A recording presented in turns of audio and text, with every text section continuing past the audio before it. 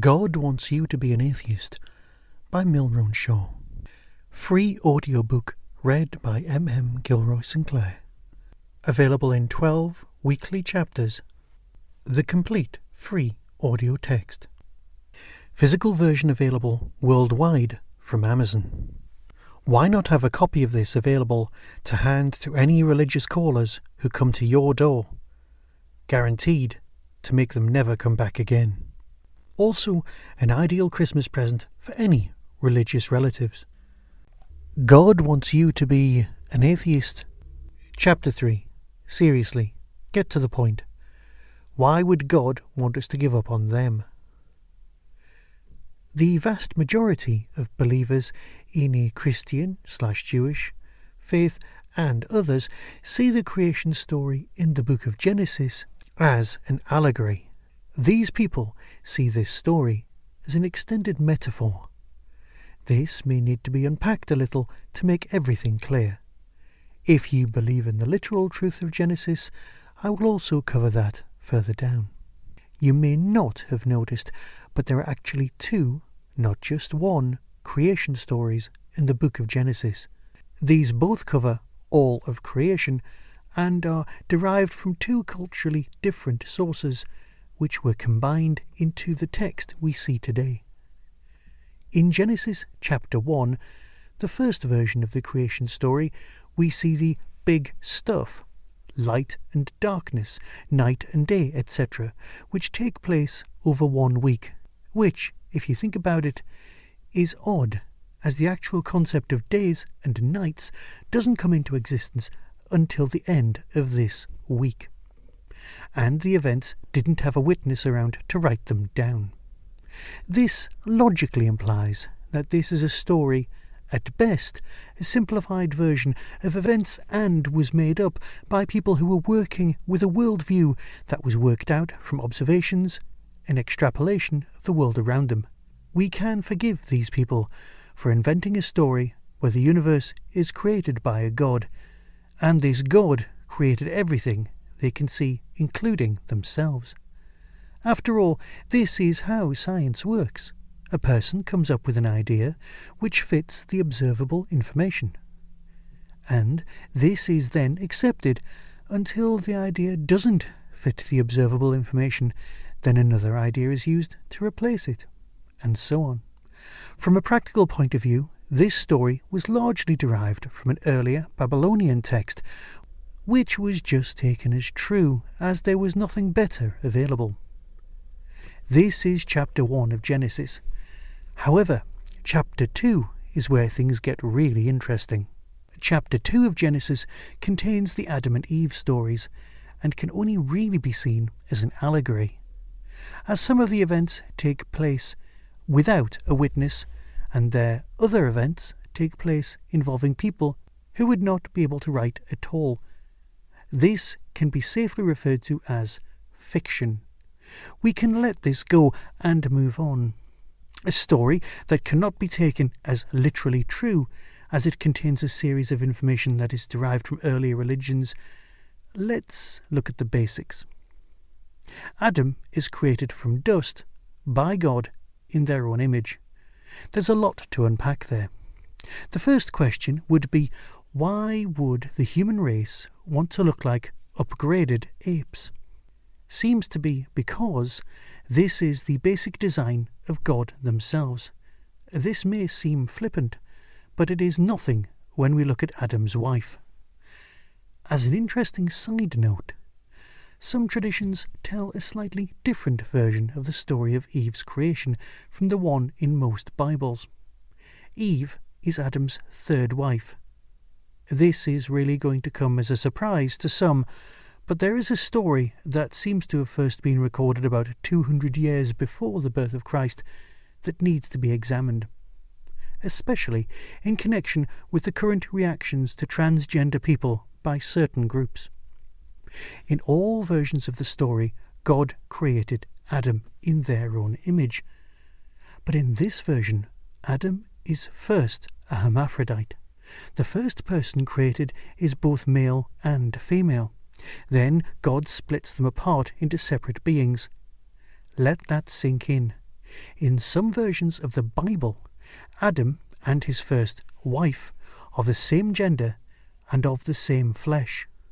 God's first attempt to make a human is to make a person in their own image as either no gender or all genders. If the first attempt is one closest to God's true form, then God is all genders and none. God sees what they have done, and a decision is quickly made to split this creature into two.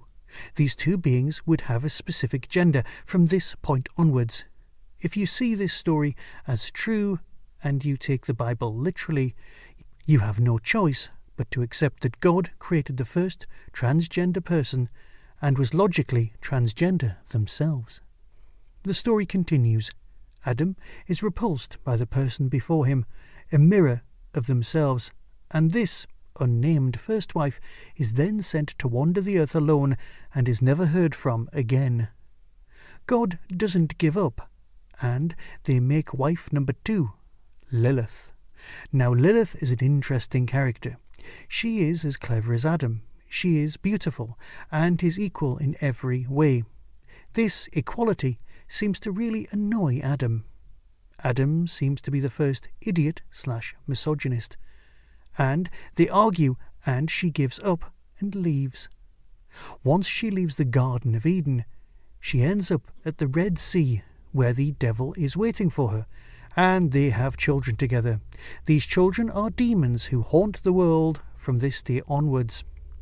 Adam then becomes quite grumpy at being left alone, and complains to God.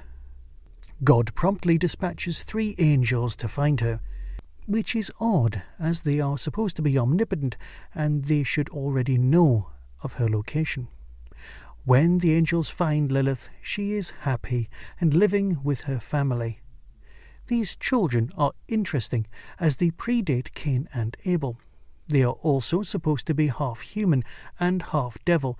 These half demons are supposed to haunt humanity for all eternity unless you happen to have your own special amulet. Lilith appears later in the Bible as a wandering spirit/demon herself. At this point, God decides to start again, 3rd time lucky. God puts Adam to sleep so he can't see what's going on, takes out a rib and makes Eve from this, and the story goes on as we traditionally know it. They are happy. God starts behaving like a parent and says, "Don't go near the tree of knowledge." There is a serpent who tempts Eve with fruit of the tree, never ever called an apple in the actual book. And then God, apparently, gets angry and the whole family is expelled from Eden, off to the land of Nod, which is east of Eden. Obviously, there are some issues with Adam and Eve being the first humans, especially when it comes to the fact that they had 2 sons, and there are no women mentioned, and yet the human race does not die out due to a lack of females. Other issues include, if God created everything, why bother with the tree at all? If God created everything, then they also created the serpent. Then God is working through the serpent, and they are behind the whole event. And so on, and so on. Which brings us to my core argument. This story is obviously just that, a story. The tale at the core of Genesis is an allegory for a parent showing their child that the world is a harsh place and that the more they learn, the harder life will become. In this allegory, God is a parent. And here's where the seed of the idea comes from. Any good parent wants to prepare their child for the world and let them go into that world so they can stand on their own 2 feet. To help a child get to a point in their life when they can do without them. God clearly wants you to be a grown-up. God wants you to take responsibility for your actions, to be a good person, not because you will go to heaven or hell, as discussed in the last chapter. They want you to be good because it's the right thing to do. There is another old story, and in this story, set at the end of time, where God is put on trial by the human race. The prosecution lists all of the awful things that have happened in history. The list is long, and full of sadness and injustice. At the end of the list, the prosecution takes a deep breath and asks, "How did you allow this to happen?" And from the echoing void comes back, "How did you allow this to happen?" If you believe that we, as humans, are children of God, we not only have free will, but we are required to use that free will. As children, we need to grow up and take responsibility for all our actions, and get to a point where we don't need our parents. This is why God wants you to be an atheist. God wants us to be so good that we don't need them. We don't need religion, more about that later, and all we need is ourselves working together to make life better here on earth. As a race, humans need to stop hoping that some magical, invisible force will help us out in our moments of despair, and we need to help ourselves. God doesn't want us together to praise their mythical power in the hope that we will get a share in its use. If God is real, then what they want is for us to help each other. To quote Bill and Ted, "Be excellent to each other, not because there's a reward awaiting us, but because it's the right thing to do. Literally create a heaven on earth. We should not wait for things to get better, to hope for a rapture or an afterlife. We need to make things better now, together. If you need more explanations, I will try a different approach. If you believe in the literal truth of Genesis, and that God created humans and was a sort of benevolent gardener in the Garden of Eden, as they are so often portrayed, this is simple. God creates humans to go out into the world, and God is our ultimate parent. And the argument still stands. The tree of knowledge is just that. We are self-aware, and we can now see the world in sharp focus, and then make decisions for ourselves. In the book, God has created everything, including the snake and the tree, which suggests that Eve eats the apple of knowledge as part of an ineffable plan. Now the apple is either a literal apple from the tree that was out of bounds for no reason, or it was a metaphor for growing up and learning about the nature of the world. If the second one is true, this leads more weight to my central argument. God created everything, including the tree and the snake. This then sets in motion where the humans he has created follow a set course of actions, which means they end up leaving the blissful state of Eden and going out into the cold, dark world with knowledge of pain.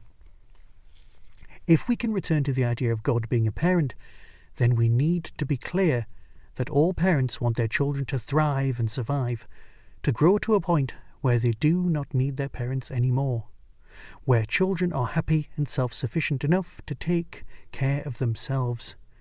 This is why God wants you to stop believing in them. God is the parent. Eden is an allegory for childhood. The tree of knowledge is an allegory for becoming self-aware as you grow up, and leaving Eden is an allegory for growing up and having to fend for yourself.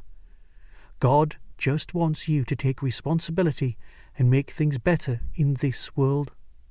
Once you have that basic idea, then we can begin to explore the larger truth, which moves to a better and brighter life without the yoke of religion.